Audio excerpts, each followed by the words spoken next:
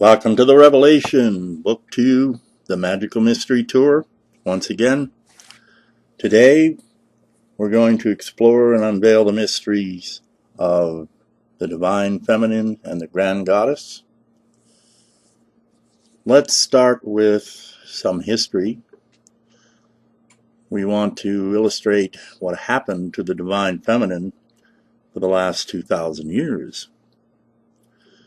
This happened when the Church of Rome was formed and the feminine was very much suppressed in favor of a male-dominated religion, and they were into empire building. They were with Rome and sanctioned by Rome and wanted to expand an empire of religion in the Roman Empire. They even went so far as to declare the wife of Jesus, Mary Magdalene, a whore. That was quite a bold and abominable position to take. This caused great damage to the teachings, and then he proceeded to deify the master and bring people into the church for their redemption, when in fact all one had to do, according to the master, was open your temple to the I Am and invite the unity. So they proceeded to build this empire and establish themselves with mighty temples and have holy wars and crusades and all this sort of thing, to the great detriment of humanity and to all men, women, and children. And this has gone on to the present day. You have male-dominated religions running roughshod over the world. This is not conducive for a golden age of love and harmony and peace and prosperity. So if we're going to establish a golden age, we're going to have to rediscover the Divine Feminine. We should see God as both male and female in equality, because that is how it is. I refer to God as they to acknowledge both aspects. When Father, Mother, God come together and make love, stars are born that light up the heavens. Planetary children and all the life upon them are born and populate the universe. This is how it is. And when we come to see that clearly, we see it reflected in all creation. We see it in nature, in ourselves. We reflect this creation. We reflect the essence of Father, Mother, God within us. The male side of God represents creative will and dominion, whereas the feminine represents love, compassion, nurturing, and sustenance, sustain. So you have creative power and sustaining power in perfect balance and unity. This is what operates the universe and governs it, all things perfectly. And it is perfect. We become perfect when we understand and find this balance within ourselves.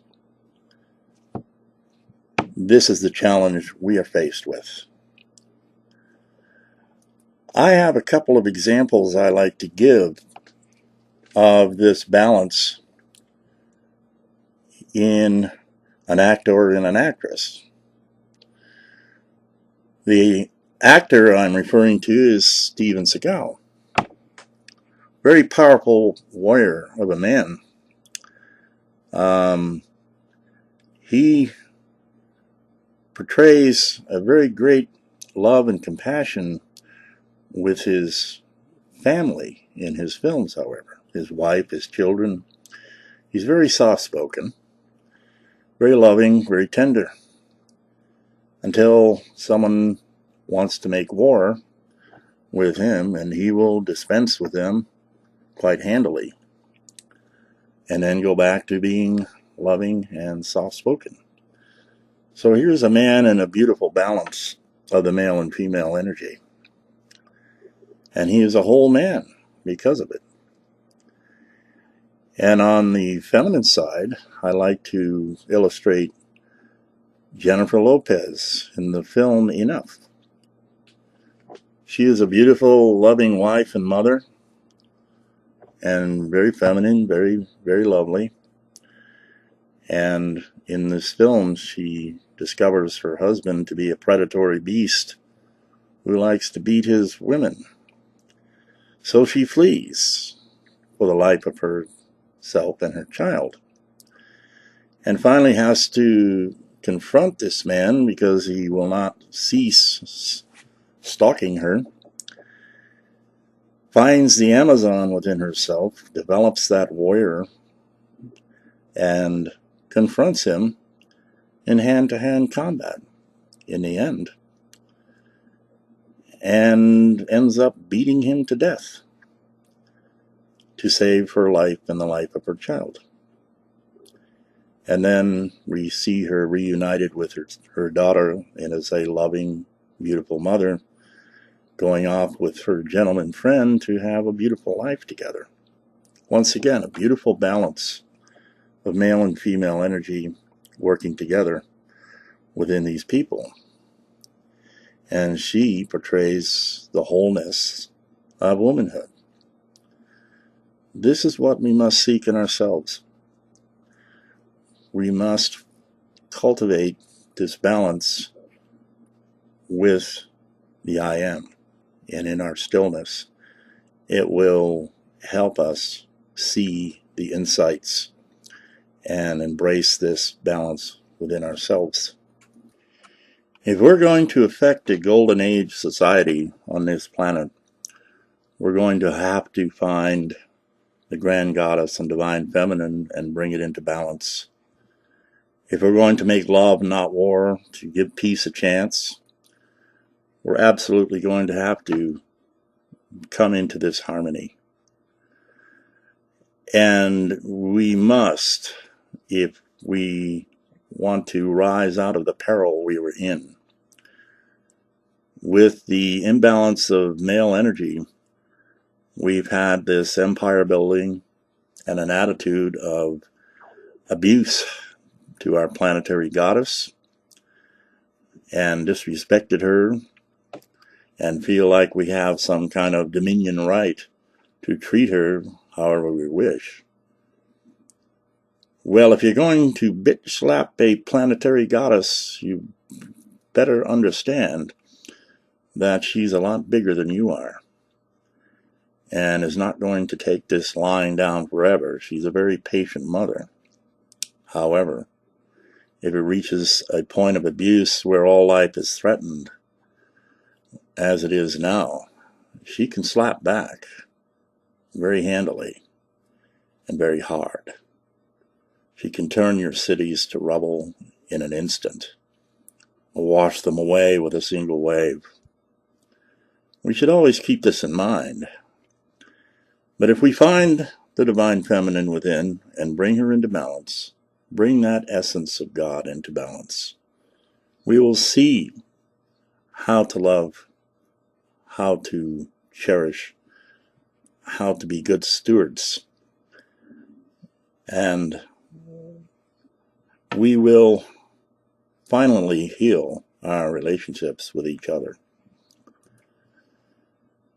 We should take a lesson from the Native Americans.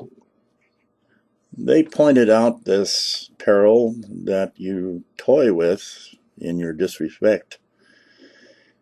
And they were very good stewards. They were guardians of the earth, and are still.